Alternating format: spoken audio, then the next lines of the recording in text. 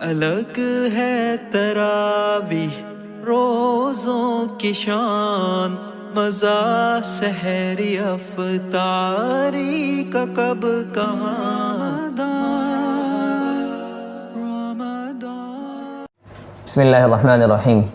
محترم ناظرین کرام، آج ایک بار پھر آپ کی خدمت میں الرحمان اکیڈمی کے پروگرام رمضان کے حوالے سے جو ہم آپ کی خدمت میں آخری اشرے کے اندر روزانہ حاضر ہوتے ہیں، آج سے پھر آپ کی خدمت میں حاضر ہیں۔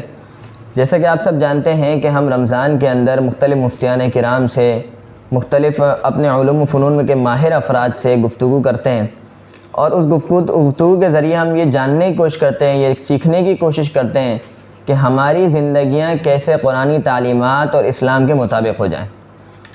اور خاص طور پر آج کے جدید دور کے جدید مسائل ہیں، جدید طریقہ تعلیم ہیں، اور مختلف طریقہ سیکھنے کے کچھ اصول ہیں۔ تو اسی طرح سے جیسا کہ آپ کو معلوم ہے، پچھلی نشست کے اندر بھی ہم جدید دور کے جدید مسائل کے حوالے سے بھی ڈسکس کرتے ہیں، اور آج اسی طرح سے ہمارے ساتھ موجود ہیں مفتی اکبر صاحب، سلامۃ اللہ وبرکاتہ۔ مفتی صاحب، انشاءاللہ کچھ نئے موضوعات پر آج سے آپ سے بات ہونی ہے۔ آج کا موضوع ہم نے رکھا ہے مائنڈ مینجمنٹ اور قرآن کے حوالے سے۔ تو مجھ سے میں اپنے ناظرین کے لیے سب سے پہلے آپ سے یہ کہنا چاہوں گا کہ آپ ناظرین کو یہ بتائیں کہ مائنڈ مینجمنٹ ہوتی کیا ہے۔ جزاکم اللہ خیر، آپ نے وقت عنایت فرمایا۔ مائنڈ مینجمنٹ کے حوالے سے دنیا میں اس وقت بہت کام ہو رہا ہے۔ مختلف یونیورسٹیز کے اندر باقاعدہ اس موضوع پر ورکشاپس ہوتی ہیں، اور بعض یونیورسٹیز کے اندر تو نصاب کے طور پر بھی پڑھایا جاتا ہے۔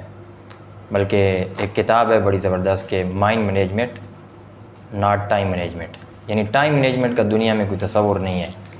اگرچہ ٹائم مینجمنٹ پہ بہت کچھ لکھا بھی گیا ہے، بہت کچھ بیان بھی کیا گیا ہے، لیکن وہ جو مائنڈ مینجمنٹ کی کتاب ہے، اس کا جو بیسک اس کی تھیم ہے وہ یہ ہے کہ جس انسان کو اپنا مائنڈ مینیج کرنا آ جاتا ہے تو ٹائم اس کا خود ہی مینیج ہو جاتا ہے۔ والفائدہ کہ دنیا کی ہر چیزیں مینیج ہو جاتی ہے اگر مائنڈ مینیج ہو جائے تو مائنڈ مینجمنٹ اصل میں نام ہے اس چیز کا کہ انسان کی جو سوچ ہے، اس کے جو خیالات ہیں، ان کو ایک درست راستہ دیا جائے، اور اپنے دماغ کے اندر ایک ایسی چھلنی، ایک سٹرینر لگا لیا جائے کہ جتنی بھی سوچیں آ رہی ہیں، کیونکہ ہم ایج آف انفارمیشن میں جی رہے ہیں، تو ایک ہی وقت میں بہت ساری سوچیں آ رہی ہوتی ہیں، بہت زیادہ انفارمیشن ہمارے دماغ پہ اٹیک کر رہی ہوتی ہیں۔ مثال کے طور پر اگر کوئی ایک بندہ اپنے سامنے موبائل کھولتا ہے، تو جہاں ایک ہی وقت میں اس کو واٹس ایپ میسیجز اس کے سامنے آ رہے ہیں، وہیں پر یوٹیوب ویڈیوز کی نوٹیفیکیشن بھی وصول ہو رہے ہیں، اسی طریقے سے ٹویٹر ہے، فیس بک ہے، ٹک ٹاک ہے۔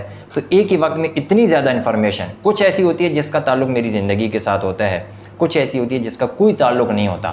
تو اب وہ جتنی انفارمیشن آ رہی ہے دماغ کے اندر، یا میں سن رہا ہوں، میں دیکھ رہا ہوں، تو اس کو اس طریقے سے مینیج کرنا، اس کی اس طریقے سے درجہ بندی کرنا کہ کون سی چیز میرے دماغ کے لیے صحیح ہے اور کون سی چیز کو میں نے اپنے دماغ کے اندر جگہ نہیں دینی، کون سی پازیٹیو تھنگز ہیں جن کو میں نے اپنی سوچ میں لے کے آنا ہے، اور کون سی نیگیٹو ہے جن کو میں نے اپنے دماغ سے دور کرنا ہے۔ میں نے اپنے دماغ کو زیادہ سے زیادہ بہتر کیسے کرنا ہے، یہ مائنڈ مینجمنٹ ہے کہ جب آپ اس طریقے سے مائنڈ کو مینیج کر لیتے ہیں تو اس کا فائدہ یہ ہوتا ہے کہ اچھی چیزیں آپ کے دماغ میں آ رہی ہوتی ہیں، اور جو بری چیزیں ہیں وہ خود بخود آپ کے دماغ سے نکل رہی ہوتی ہیں۔ ابھی آپ نے کہا کہ دنیا پہ اس پہ بہت کام ہو رہا ہے، اور دیگر کتاب بھی ہے، یونیورسٹیز کے اندر باقاعدہ نصاب بھی ہے، تو اس کا مطلب اہمیت تو ہے۔ جی، تو میں اپنے ناظرین کے لیے اتنا پوچھنا چاہوں گا کہ ایک اوور آل ویو دے دیں اس کی اہمیت کا، کہ اس کی دنیا میں کیا اہمیت ہے، میری اپنی زندگی کے اندر کیا اہمیت پڑتی ہے۔ جب پورے قوم کا مائنڈ مینیج ہو جاتا ہے تو پوری قوم کی جو ہے ترقی کے اندر، تمدن کے اندر کیا فرق پڑتا ہے؟ دیکھیں، اگر کسی بھی قوم کا، یعنی اگر ہم ایک اسکول کی بات کر لیں، ایک مدرسے کی بات کر لیں، ایک ادارے کی بات کر لیں، یا ایک فیملی کی، ایک پورے شہر یا آپ اس کو علاقے میں لے جائیں، یا پورے ملک کی، جن لوگوں کے مائنڈ مینیج نہیں ہوتے ہیں، ان کی زندگی میں دو بڑی بیماریاں پیدا ہو جاتی ہیں۔ ایک بیماری تو یہ ہے کہ مینٹل ہیلتھ کی بیماری، ان کا ذہن جو ہے نا کریٹو نہیں رہتا ہے۔ جیسے ہماری قوم میں بعض ایسے لوگ بھی ہیں جن کا کام ہے صرف ہنسنا، کھیلنا، کودنا، اور جو ان کے دماغ میں آ رہا ہے وہ کرتے جا رہے ہیں، چاہے اس کو کوئی فائدہ ہو رہا ہے یا نہیں ہو رہا۔ مثال کے طور پر ٹک ٹاک ہے، تو ٹک ٹاک پہ ہمارے نوجوان جتنی زیادہ ویڈیوز بناتے ہیں، ان میں کوئی ایسی کوئی کریٹیو ویڈیو آپ نہیں کہہ سکتے کہ اس ویڈیو سے امت مسلمہ کی تعمیر اور ترقی میں کوئی خاص فائدہ ہو رہا ہے، کوئی ہو رہا ہے نہیں ہو رہا۔ یعنی امت مسلمہ کو چھوڑ دیں، خود اس کی اپنی ذات کے اندر یا اس جو دیگر اس کے جو لوگ ہیں اس کی فیملی ہے، اس کے آس پڑوس ہیں، ان کو بھی کوئی فائدہ نہیں ہو رہا، ویورز بھی ہیں، ویورز کا بھی کوئی فائدہ نہیں، کوئی فائدہ نہیں ہو رہا ہے. تو یہ کیا ہے کہ جب مائنڈ مینیج نہیں ہوتا ہے تو انسان کے پاس گویا کہ زندگی گزارنے کا کوئی ٹریک ہی نہیں ہے. اب وہ بے ہنگم چل رہا ہے، اس کو جو چیز اس کو ملتی چلی جائے گی وہ اس کو اپناتا چلا جائے گا. تو اس اعتبار سے بہت زیادہ اہمیت ہے کہ جب انسان اپنے مائنڈ کو مینیج کر لے گا تو اس کی مینٹل ہیلتھ، جو ذہنی صلاحیت ہوتی ہے انسان کے اندر، وہ بہت ہی بہتر ہو جاتی ہے. اور دوسری بات یہ ہے کہ پھر انسان جب اپنی زندگی کے بارے میں فیصلے کرتا ہے تو اس کے فیصلے بالکل کلیئر ہوتے ہیں، اس کے فیصلے بالکل واضح ہوتے ہیں، ان میں کوئی کسی قسم کا ڈاؤٹ نہیں ہوتا ہے. کیوں؟ اصل چیز یہ ہے کہ اس کا دماغ مینیج ہو گیا ہے. اب وہ جو بھی زندگی کے اندر فیصلہ کرے گا تو وہ بالکل صاف ستھرا اور کلیئر فیصلہ ہوگا. ورنہ اگر مائنڈ مینیج نہیں ہوگا تو ایک وقت میں ایک فیصلہ کرے گا. کہ مثال کے طور پر ہمارے نوجوان بہت سارے اسکل سیکھتے ہیں، تو آج ایک نوجوان نے فیصلہ کیا کہ میں کل سے مثال کے طور پر ڈیجیٹل مارکیٹنگ سیکھوں گا. اب وہ ایک ہفتہ ڈیجیٹل مارکیٹنگ سیکھتا رہا، لیکن ایک ہفتے کے بعد اس نے کوئی ویڈیو دیکھی جس میں کوئی سکسیس کی سٹوری بیان کی گئی تھی یوٹیوب میں، کہ اگر آپ جو ہے وہ SEO سیکھتے ہیں، یا آپ مثال کے طور پر ورچوئل اسسٹنٹ کسی کا بنتے ہیں، یا آپ اس کے علاوہ کرپٹو میں کام کرتے ہیں، تو اس کا مطلب یہ ہوگا کہ آپ بہت جلدی کامیاب ہو جاؤ گے. تو اب یہ جو نوجوان جو ایک ہفتہ جس نے لگایا، ایک مہینہ لگا ڈیجیٹل مارکیٹنگ سیکھنے میں، اس نے جب دوسرے موضوع کی ایک سکسیس سٹوری سنی تو فوراً سے یہاں سے موو کر گیا دوسرے کام کی طرف. اب یہ کام بھی پورا نہیں سیکھا، دوسرے میں جائے گا، وہاں پہنچے گا تو اب تیسرے کی طرف چلا جائے گا. یہ کیوں ہو رہا ہے کہ ایک سے دوسرے میں جا رہا ہے، دوسرے سے تیسرے میں جا رہا ہے. ایک جگہ کام کرتا ہے، وہاں چھوڑ کے دوسری جگہ پہ چلا جاتا ہے، دوسری جگہ کام کرتا ہے، وہاں چھوڑ کے تیسری جگہ. تو اگر اس کو آپ بنیاد سے پکڑیں گے تو یہ ہوگا کہ اس کا دماغ مینیج نہیں ہوا.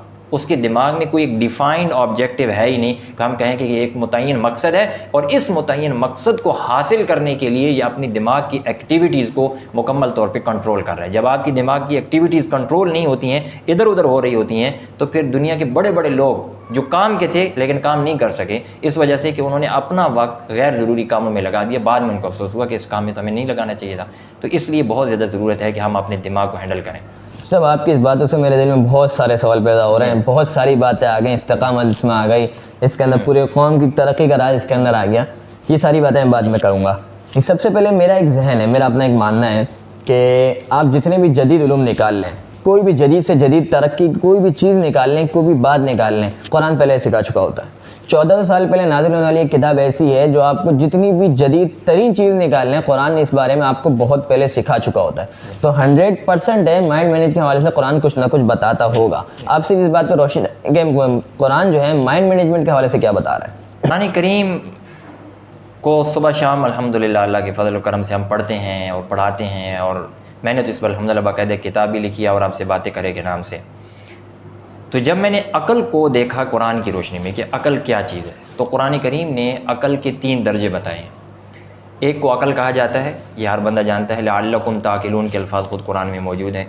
دوسرا جس عقل کا نام ہے نہا، جس کو ہم نہیتن کی جمع، تو نہیتن یہ سنگولر ہے، نہا قرآن نے اس کی جمع ذکر کی ہے جو پلورل ہے. تو ان فی ذلک لآیات لأولی النہا، بہت ساری اللہ تعالیٰ نے کائنات کی نشانیوں کو بیان کرنے کے بعد یہ کہا کہ اس میں نشانیاں ہیں ان لوگوں کے لیے جن کے پاس نہا ہے، یعنی جن کے پاس عقل ہے. لآیات لأولی النہا. تیسری چیز جس کو قرآن نے عقل کے لیے ذکر کیا ہے وہ ہے لب. ان فی ذلک لآیات لأولی الالباب. الباب جو ہے نا یہ جمع ہے لب کی. اب یہ اصل میں 3 کیٹیگریز ہیں عقل کی، 3 درجے ہیں عقل کے. عقل کا معنی تو ہوتا ہے کسی چیز کو باندھنا. تو عقل کو عقل اس لیے کہا جاتا ہے کہ جب آپ کا دل کر رہا ہو کوئی مثال کے طور پہ ایسا کام کرنے کا جو آپ کی جذبات سے اوپر کی طرف جا رہا ہے. مثال کے طور پر جیسے انسان کو غصہ آتا ہے تو غصے میں کچھ پتہ نہیں چلتا نا کہ اگر مجھے کسی نے 1 تھپڑ مارا تو میں اس کو 10 مار دوں. ایسی صورت میں میں نے اپنی عقل کو باندھنا ہے. تو عقل کا معنی ہوتا ہے باندھنا. تو میں نے اپنے جذبات کو اور اپنے خیالات کو باندھ کے رکھنا ہے. دوسری چیز ہوتی ہے جس کو میں نے کہا قرآن نے کہا نہا، نہیتن کی جمع. اس کا معنی ہوتا ہے کسی کام سے روکنا. تو اگر انسان کی عقل سلیم ہو، یعنی ایسی عقل ہو جو فطرت کے زیادہ مطابق ہو، تو وہ انسان کو ہر شر کی طرف، گناہ کی طرف، برائی کی طرف جانے سے انسان کو روکتی ہے، اگر اس کی عقل میں نے کہا سلیم ہوگی تو. تیسری جو چیز ہے وہ ہے لب. اب یہ لب کیا چیز ہے؟ لب کا اصل میں معنی ہوتا ہے کہ چند چیزیں آپ کے سامنے بکھری پڑی ہیں، ان میں سے کچھ چیزوں کا آپ نے انتخاب کرنا ہے، اور وہ چیزیں ایسی ہوں جو آپ کی صحت کے لیے، آپ کے جسم کے لیے، آپ کی جو اسپریچول باڈی ہے اس کے لیے، روحانی جو آپ ہے اس کے لیے بہتر ہو. مثال میں دیتا ہوں کہ ایک دسترخوان لگا ہوا ہے، اس میں 50 قسم کے کھانے لگے ہوئے ہیں، لیکن مجھے یا آپ کو شوگر کی بیماری ہے، تو اب ان 50 میں سے 10 کھانے ایسے ہیں جو ہم نہیں کھا سکتے، تو کیا ہم وہ پھر بھی 10 کھانے کھائیں گے؟ نہیں. اگر ہماری عقل صحیح ہوگی تو ہم نہیں کھائیں گے، ہم کہیں گے بھائی یہ کیوں کھانا کھاؤں، یہ کھانے جو میرے لیے مفید ہیں یہ تو میں کھا لوں گا، لیکن وہ کھانے میرے لیے مفید نہیں ہے تو میں ان کو کیوں اٹھاؤں اور کھاؤں. اس کو کہتے ہیں لب. تو اب ان فی ذالک لآیات لأولی الالباب جو ہے نا، کہ اولو الالباب کون ہوتا ہے، تو یہ وہ لوگ ہوتے ہیں جن کی خود تعریف اللہ تعالیٰ نے قرآن میں کی. فبشر عباد کے اے نبی آپ بشارت سنا دیجئے میرے ان بندوں کو، یستمعون القول جو بات سنتے ہیں. آپ کی بات بھی میں نے سنی، تھوڑی دیر کے بعد موبائل دیکھا، موبائل کی بات بھی میں نے سن لی، کوئی مثال کے طور پر کوئی سامنے سیاسی بات ہو رہی تھی وہ سن لی، اگلی ویڈیو آئی تو کوئی سپورٹ کی بات ہو رہی تھی وہ میں نے سن لی، اگلی ویڈیو آئی تو کوئی بزنس کی بات ہو رہی تھی وہ بھی سن لی، موبائل رکھا گھر سے باہر نکلا دوستوں کے ساتھ گپ شپ لگے ان کی بھی بات سن لی. اب یہ ساری چیزیں میرے دماغ میں آ رہی ہیں، جب میں نماز میں کھڑا ہوتا ہوں تو واضح طور پر میں ان چیزوں کو دیکھ سکتا ہوں کہ میرے دماغ کا اس وقت کیا حال بنا ہوا ہے. تو یہ ساری جو انفارمیشن، ساری جو باتیں میں نے سنی ہیں، تو قرآن کہتا ہے کہ یستمعون القول فیتبعون احسنہ، کہ وہ ہر بات سنتے ہیں. اولو الالباب کون ہیں؟ یہ وہ لوگ ہیں جو ہر قسم کی بات سن تو لیتے ہیں، لیکن ان میں سے جو اچھی عمدہ بہتر بات ہوتی ہے اس کے پیچھے لگ جاتے ہیں. یعنی مطلب یہ ہے کہ اس پر عمل کرتے ہیں، اس کا اتباع کرتے ہیں. آگے فرمایا اولئک ھم الالباب، کہ یہی وہ لوگ ہیں جو لب والے ہیں. جب انسان کی عقل لب کے درجے پہ چلی جاتی ہے، میں نے کہا کہ پہلا درجہ عقل، دوسرا درجہ نوحہ، تیسرا درجہ لب. تو جب عقل سے انسان لب کے درجے میں آ جاتا ہے تو پھر اس کو ہر وہ چیز عقل میں آنا پسند کرتی ہے، یعنی وہ پسند کرتا ہے کہ ہر وہ چیز میری عقل میں آئے جس سے مجھے کوئی ذاتی طور پر فائدہ ہو رہا ہو. لایانی چیزیں عقل سے نکلنا شروع ہو جاتی ہیں، اب لایانی چیزوں کا کوئی وجود نہیں رہے گا. اس لیے امام راغب اصفہانی جو لغت کے مشہور امام ہیں، انہوں نے لب کی تعریف یہ کی ہے کہ لب اس خالص عقل کو کہا جاتا ہے جس کے اندر سے لایانی فضول قسم کی چیزیں ساری کی ساری نکل جاتی ہیں. اب آپ بتائیں کہ جب فضول قسم کی چیزیں ساری نکل گئی ہیں، آپ کے ذہن میں صرف کچھ چند مقاصد ہیں جو آپ نے اپنی زندگی کے لیے متعین کیے ہوئے ہیں، انہی کے پیچھے آپ ان کا تعاقب کر رہے ہیں اور ان کو حاصل کرنے کی کوشش کر رہے ہیں. آپ کو اس راستے پہ چلتے ہوئے درمیان میں ڈسٹریکشنز آتی ہیں جو آپ کو ادھر ادھر کرنے کی کوشش کرتی ہیں، لیکن چونکہ آپ کا آبجیکٹو بڑا ہی واضح ہے، آپ کا ایم، آپ کا جو گول ہے وہ بڑا ہی کلیئر ہے، تو اس لیے آپ جتنی بھی ڈسٹریکشن ادھر ادھر سے آ رہی ہیں، اگر آپ کے پاس لب ہوگی تو آپ ان کو دائیں بائیں کرتے ہوئے سیدھا اپنے مقصد کی طرف فوکس رکھتے ہوئے آگے بڑھ جائیں گے. تو یہ اعلیٰ درجہ ہے، اور یہ اللہ سبحانہ و تعالیٰ نے قرآن میں 4 جگہوں پہ اس کا ذکر کیا. اور اگر ان 4 مقامات کو ہم دیکھیں تو واقعی اس میں محسوس ہوتا ہے کہ یہ ہر انسان کی بس کی بات نہیں ہے. تو اللہ سبحانہ و تعالیٰ تو چاہتے ہیں کہ ایمان والا جس نے کلمہ پڑھا ہے لا الہ الا اللہ محمد رسول اللہ کا، اس کو چاہیے کہ وہ اپنی عقل کو اتنے اونچے درجے میں لے جائے. جیسے ہمارے ہاں آپ کو معلوم ہے نا کہ نفس کی قرآن نے 3 قسمیں بیان کی ہیں، کہ نفس امارہ ہے، پھر نفس لوامہ ہے. تو سب سے اعلیٰ نفس کون سا ہے؟ نفس مطمئنہ.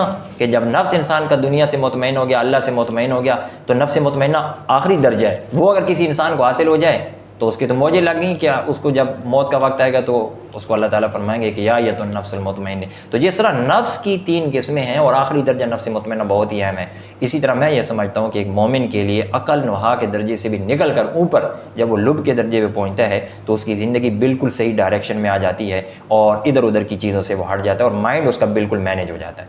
سب سے آپ کی بات سے میں نے سمجھا کہ مائنڈ مینجمنٹ اصل میں آپ کو لب کی طرف پہنچانے کا راستہ ہے. جی بالکل. جیسے آپ نے مائنڈ مینجمنٹ شروع میں بتایا کہ ایک چھلنی ہے جس کے اندر جو ہے نا وہ جو خراب چیزیں ہیں، جو چیزیں اوپر ہی رہ جائیں گی، جو صاف چیزیں وہ نیچے آئیں گی. تو بالکل ایسی لب جو ہے وہ آپ کے ذہن میں صاف چیزیں رکھنے کا ہے اور خراب چیزیں. میں صحیح سمجھ رہا ہوں؟ بالکل ایسے ہی. اب اس کی ایک چھوٹی سی مثال ہے. مثال کے طور پر یہ کمرہ ہے، اس کمرے کے اندر 2 صورتیں. ایک یہ ہے کہ آپ باہر صدر گئے اور وہاں سے گاڑی بھر کے سامان کی لے آئے، اس میں ہر طرح کا سامان چھوٹا موٹا جتنا بھی چاہے آپ نے کہا کہ بس اس کمرے کے اندر ڈال دو. بھائی ڈال دو، ویسے ڈال دیں یا ترتیب سے رکھیں؟ نہیں، آپ نے کہا بس پھینک دو اندر. ہم نے اٹھایا سامان اور اس کو بوتل نیچے جا رہی ہے، کرسی کی ٹانگیں اوپر ہیں، ٹیبل ادھر رکھا ہوا ہے، اور بس ہم پھینکتے گئے. ایک یہ حالت ہے، کمرہ بھر گیا. دوسرا یہ ہے کہ اسی سامان کو آپ نے کہا کہ بھائی اس طرح ترتیب سے رکھو، صوفہ یہاں رکھنا ہے، فلاور یہاں رکھنا ہے، فلاں چیز وہاں رکھنی ہے، آپ نے اس طرح رکھ دیا. اب جب باہر سے بندہ تیسرا بندہ آئے گا دیکھنے کے لیے تو اس کو کون سی چیز اچھی لگے گی؟ وہ چیز اچھی لگے گی نا جو ایک ترتیب سے لگی ہوئی ہوئے. اس وقت ہماری ینگ جنریشن کی عقل کا حال یہ ہے کہ جتنا بھی سامان آ رہا ہے وہ بے ترتیبی کے ساتھ اس میں بھرا جا رہا ہے، اور اتنا زیادہ بھرا جا چکا ہے کہ خود آپ اندازہ لگائیں کہ نماز میں کھڑے ہوں قرآن کی تلاوت کر رہی ہوں، تراویح پڑھ رہی ہوں، کسی کے ساتھ حتیٰ کہ بات کر رہے ہوں تو ایک طرف سے منہ میں وہ روٹی بھی کھا رہے ہوتے ہیں، دوسری طرف فون بھی ہو رہا ہے، تیسرا سوچ سے ذہن کسی اور طرف بھی ہوتا ہے.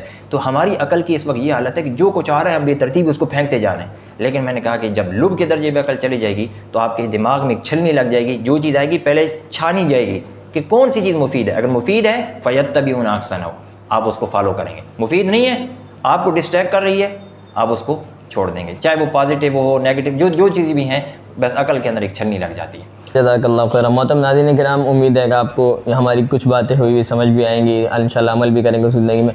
تھوڑی دیر بعد آپ کی خدمت میں دوبارہ حاضر ہوتے ہیں ایک نئے سیگمنٹ کے ساتھ. جزاک اللہ خیر. الگ ہے تراویح روزوں کی شان، مزہ سحری افطاری کا کب کہاں.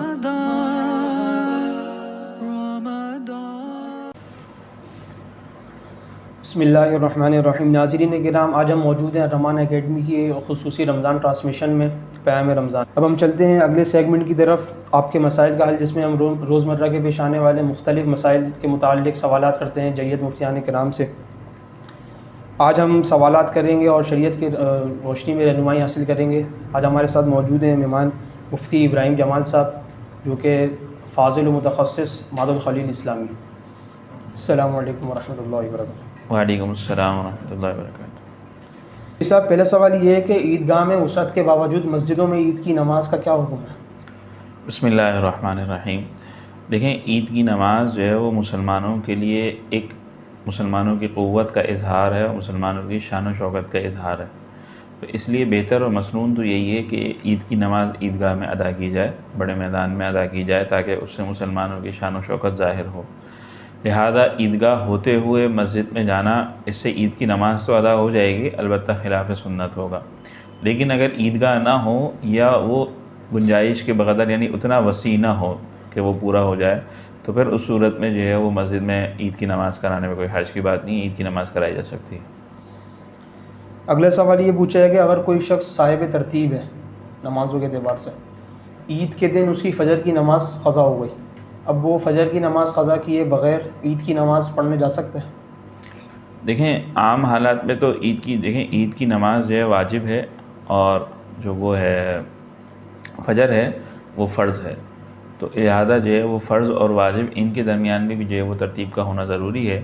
اس لیے بہتر یہی ہے کہ پہلے جو ہے وہ فرض ادا کرے فجر، اور پھر اس کے بعد عید کی نماز ادا کرے. لیکن اگر موقع نہ ہو کہ عید کی نماز مثلا نکل جائے گی، اگر فجر کی طرف جائے گا، تو اس صورت میں پھر عید کی نماز ادا کر لے، کیونکہ عید کی نماز کی قضا نہیں ہوگی، پھر فجر کی نماز بعد میں قضا کر لے. اگلا سوال یہ ہے کہ شوال کے مہینے میں کسی نے عمرہ کیا تو اس عمرے کی وجہ سے اس کے اوپر حج بھی فرض ہو جائے گا؟ دیکھیں، اگر کوئی شخص یہاں سے گیا یا وہیں پر موجود تھا اور اس نے شوال کے مہینے میں عمرہ ادا کر لیا، اور اس کے بعد جو ہے وہ مصارف موجود ہیں کہ وہ حج تک رک سکتا ہے، اور جو ویزا کا مسئلہ ہوتا ہے، یعنی سعودی حکومت کی طرف سے اجازت بھی اس کو ہے، یعنی اس کے پاس ویزا بھی موجود ہے اور حج کی اجازت بھی اس کو ملی ہوئی ہے، تو پھر تو اس صورت میں وہ حج فرض ہو جائے گا اور حج فرض ادا کرنے کے بعد ہی واپسی آئے. لیکن اگر جو ہے وہ اس کو اجازت نہیں ہے، مثلا اس کے پاس مصارف نہیں ہے یا سعودی حکومت کی طرف سے اس کو حج کی اجازت نہیں ملی ہوئی، تو اب اس صورت میں جو ہے وہ پھر واپسی آ سکتا ہے، اس میں کوئی حج کی بات نہیں، اس پہ حج فرض نہیں ہوگا. پھر مفتی صاحب، اگلا سوال یہ ہے کہ شوال کے روزوں کی شرعی حیثیت کیا ہے؟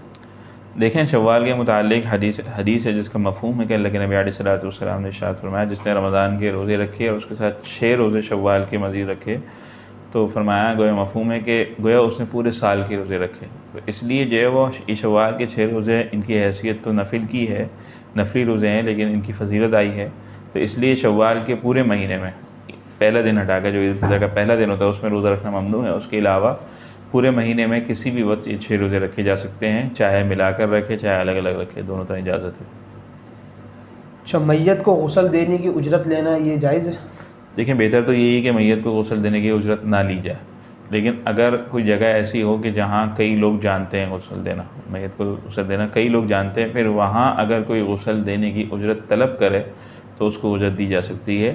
لیکن اگر کوئی اور نہیں جانتا غسل دینا، صرف ایک ہی شخص جانتا اور پھر وہ اجرت طلب کرے تو اس کی اجازت نہیں ہوگی، کیونکہ پھر اس کے ذمے گویا لازم ہے شرعی اعتبار سے، لہذا وہ اس شرعی کام کی اجرت نہیں لے سکتا۔ اچھا مفتی صاحب، اگلا سوال یہ ہے کہ اگر کسی شخص کی داڑھی کے بال حلق کی طرف جا رہے ہوں تو وہ اس میں بلیڈ لگوا سکتا ہے؟ اس کی کیا حد ہے؟ دیکھیں داڑھی کی جو حد ہے وہ جبڑا ہے، یعنی جبڑے سے جو ہے وہ کیا ہے، اوپر کے جو رخسار کے گال کے جو بال ہوتے ہیں وہ داڑھی کی حدود سے باہر ہوتے ہیں، ان کو صاف کرایا جا سکتا ہے۔ اور اسی طرح جو جبڑے سے نیچے گردن پر حلق پر جو بال آ جاتے ہیں وہ بھی داڑھی کی حدود سے باہر ہیں، ان کو بھی صاف کرایا جا سکتا ہے، اس میں کوئی حرج کی بات نہیں ہے۔ اس کے علاوہ جو جبڑے پر جو بال ہیں وہ جو ہے ان کو کٹوانے کی اجازت نہیں ہے، الا یہ کہ ایک مٹھی سے زیادہ ہو جائیں، ایک مٹھی سے زیادہ ہو جائیں تو اس صورت میں پھر ان کو کٹوانے کی اجازت ہوگی، ایک مٹھ سے زیادہ جو ہیں۔ اچھا یہ سائڈ سے بھی کوئی اس کی حد ہے، کٹوا سکتے ہیں یہاں سے؟ دیکھیں یہ جو کان کے درمیان کی جو ہڈی ہوتی ہے یہ یہاں سے داڑھی کی ابتدا ہوتی ہے، اس سے اوپر کٹوا سکتے ہیں، اس سے نیچے نہیں کٹوا سکتے۔ جزاک اللہ۔ اگلا سوال یہ کیا ہے کہ عرب ممالک میں مساجد کے ساتھ ایک کمرہ ہوتا ہے عورتوں کے لیے نماز پڑھنے کا، تو اس میں عورتیں مسجد میں، وہ مسجد کے حکم میں ہوگا، یعنی عورت کے جو مخصوص ایام ہیں وہ ان میں آ سکتی ہے بیان وغیرہ سننے کے لیے اور وہاں پہ نماز پڑھ سکتی ہے؟ دیکھیں اگر وہ حدود مسجد کے اندر ہے، وہ کمرہ حدود مسجد کے اندر ہے، یعنی مسجد کی انتظامیہ نے اس کو مسجد کی نیت کی ہوئی ہے وہاں پہ، پھر تو مخصوص ایام میں وہاں آنا، نماز پڑھنا، نماز تو ویسے ہی نہیں پڑھ سکتی، مطلب بیان وغیرہ سننے کے لیے آنے کی اجازت نہیں ہے۔ البتہ وہ اگر مسجد سے باہر کا حصہ ہے تو اس صورت میں پہ آ سکتی ہے، کوئی حرج کی بات نہیں ہے۔ اگلا سوال یہ کیا ہے کہ ایک عورت اعتکاف میں بیٹھ رہی ہے اور جس کمرے کی نیت کری ہے اس نے، اس کا واش روم اس کے اگلے کمرے میں ہے، تو اب وہ کیا کرے؟ دیکھیں طبعی ضرورت کی غرض سے معتکف جس طرح مرد ہے وہ مسجد سے باہر آ سکتا ہے، اسی طرح عورت بھی طبعی ضرورت کو پورا کرنے کے لیے اس کمرے سے باہر، جس کمرے کے اندر اس نے اعتکاف کی نیت سے، اس سے باہر آ سکتی ہے، اس میں کوئی حرج کی بات نہیں ہے۔ بس اپنی طبعی ضرورت کو پورا کرے اور پھر فوراً جو ہے وہ اسی کمرے میں چلی جائے، بلا ضرورت باہر نہ ٹھہرے۔ ایک سوال یہ پوچھا ہے کہ اگر کوئی شخص نظر مانی کسی شخص نے اعتکاف کی تو اس نظر کے اعتکاف میں روزہ رکھنا بھی ضروری ہوگا؟ جی اعتکاف بغیر روزے کے نہیں ہو سکتا، لہذا اعتکاف مسنون ہو یا نظر کی وجہ سے اعتکاف اپنے اوپر واجب کر لیا ہو، بہر صورت اعتکاف جو ہے وہ اس میں روزہ رکھنا ضروری ہے۔ البتہ نفلی اعتکاف جو تھوڑی سی دیر کے لیے کر لیا جاتا ہے اس میں پھر بغیر روزے کے اعتکاف، وہ اعتکاف نہیں ہوتا در حقیقت، لیکن بس ایک نیت کر لی جاتی ہے مسجد میں گھستے ہوئے کہ میں جب تک مسجد میں ہوں، جب تک اعتکاف میں ہوں، تو وہ اعتکاف کا ثواب مل جاتا ہے۔ لیکن جو مسنون اعتکاف ہے یا واجب اعتکاف ہے وہ بغیر روزے کے ادا نہیں ہوگا، اس میں روزہ رکھنا اس میں روزہ رکھنا ضروری ہے۔ اگلا سوال یہ کیا ہے کہ بسم اللہ نام رکھنا کیسا ہے شرعاً؟ دیکھیں فی نفسی ہی تو اجازت ہوگی، لیکن بہتر یہ کہ نہ رکھا جائے، اس لیے کہ اس کے معنی یہ ہوں گے کہ اللہ کے نام سے شروع کرنے والا، تو اس لیے بہتر یہ کہ کسی صحابی کے نام پر نام رکھ لیا جائے، فی نفسی ہی گنجائش ہوگی۔ جیسا اگلا سوال یہ ہے کہ روزے میں بال اور خط سیٹ کروا سکتے ہیں؟ جی ہاں، روزے کے اندر بال کٹوانے میں یا خط بنوانے میں کوئی حرج کی بات نہیں ہے، کروا سکتے ہیں اس میں۔ اسی طریقے سے اگلا سوال یہ پوچھا گیا ہے کہ کھٹمل مارنے سے روزہ میں کیا کوئی اثر پڑے گا؟ نہیں، کھٹمل مارنے کی وجہ سے روزے پہ کوئی اثر نہیں پڑے گا، روزہ اپنی جگہ برقرار رہے گا۔ مفتی صاحب اگلا سوال یہ ہے کہ آج کل عید کے موقع پر یہ رواج چل پڑا ہے کہ عورتیں مردوں سے مہندی لگواتی ہیں، تو یہ جائز ہے کیا؟ دیکھیں عورت کا جو ہے وہ مرد سے نامحرم سے پردہ ہے، تو لہذا کسی بھی نامحرم کا اس کو چھونا، اس کو دیکھنا، یہ جو ہے وہ کیا ہے، اس کی اجازت نہیں ہے، بالکل حرام ہے۔ لہذا جب مہندی لگائے گا تو لا محالہ اس کو دیکھے گا بھی اور اس کو چھوئے گا بھی اس کے ہاتھ کو، تو لازمی سی بات ہے کہ یہ ایک حرام کام ہے اور اس کی اجازت نہیں دی جا سکتی۔ البتہ اگر کسی محرم مرد سے مہندی لگوائے تو اس میں گنجائش ہے، اس کی خرچ کی بات نہیں ہے۔ بہت بہت شکریہ مفتی صاحب، آپ نے ہمیں ٹائم دیا۔ اسی طریقے سے ہم ناظرین کا بھی بہت بہت شکریہ ادا کرتے ہیں۔ ہمارے ساتھ اسی طرح جڑے رہیے، اگلے ایپیسوڈ میں انشاءاللہ تعالیٰ آپ سے ملاقات ہوگی پاکستانی وقت کے مطابق 4:30 بجے۔ بہت بہت جزاک اللہ۔ السلام علیکم ورحمۃ اللہ وبرکاتہ۔ الگ ہے تراویح روزوں کی شان، مزہ سحری افطاری کا کب کہاں